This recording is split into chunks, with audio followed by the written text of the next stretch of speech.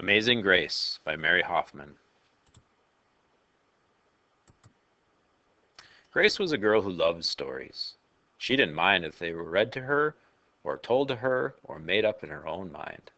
She didn't care if they were from books, or movies, or out of Nana's long memory.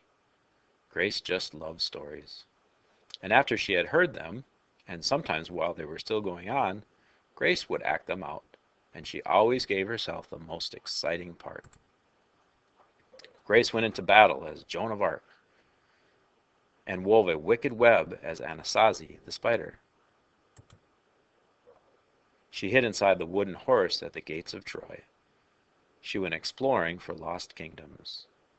She sailed the seven seas with a peg leg and a parrot. She was Aladdin rubbing his magic lamp to make the genie appear, and Mowgli in the backyard jungle. Most of all, Grace loved to act out adventure stories and fairy tales. When there was no one else around, Grace played all the parts herself. She set out to seek her fortune with no companion but her trusty cat, and found a city with streets paved in gold. Sometimes she could get Ma and Nana to join in when they weren't too busy. Then she was Dr. Grace, and their lives were in her hands. One day, Grace's teachers said they would do the play Peter Pan. Grace knew who she wanted to be. When she raised her hand, Raj said, "You can't be Peter Pan. That's a boy's name." But Grace kept her hand up. "You can't be Peter Pan," whispered Natalie. "He isn't black." But Grace kept her hand up. "All right," said the teacher. "Lots of you want to be Peter Pan, so we'll have to have auditions next week to choose parts."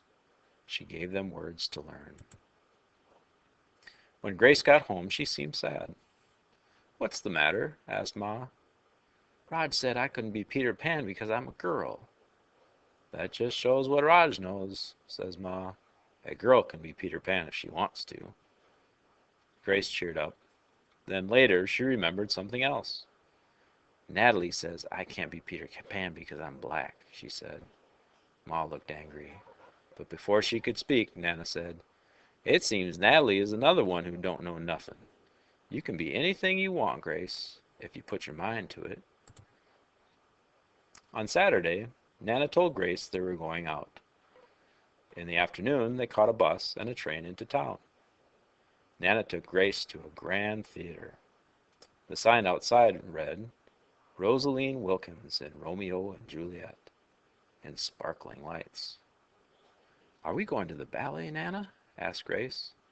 "We are, honey, but first I want you to look at this picture." Grace looked up and saw a beautiful young ballerina in a tutu. Above the dancer it said, "Stunning New Juliet." "That one is little Rosaline from back home in Trinidad," said Nana. "Her granny and me, we grew up together on the island. She's always asking me, do I want tickets to see her Rosaline dance? So this time I said yes." After the ballet, Grace played the part of Juliet, dancing around her room in an imaginary tutu. "I can be anything I want," she thought. On Monday, the class met for auditions to choose who was best for each part. When it was Grace's turn to be Peter, she knew exactly what to do and all the words to say. She had been Peter Pan all weekend. She took a deep breath and imagined herself flying. When it was time to vote, the class chose Raj to be Captain Hook and Natalie to be Wendy. There was no doubt who would be Peter Pan. Everyone voted for Grace. "You were fantastic," whispered Natalie. The play was a big success, and Grace was an amazing Peter Pan. After it was all over, she said, "I feel as if I could fly all the way home."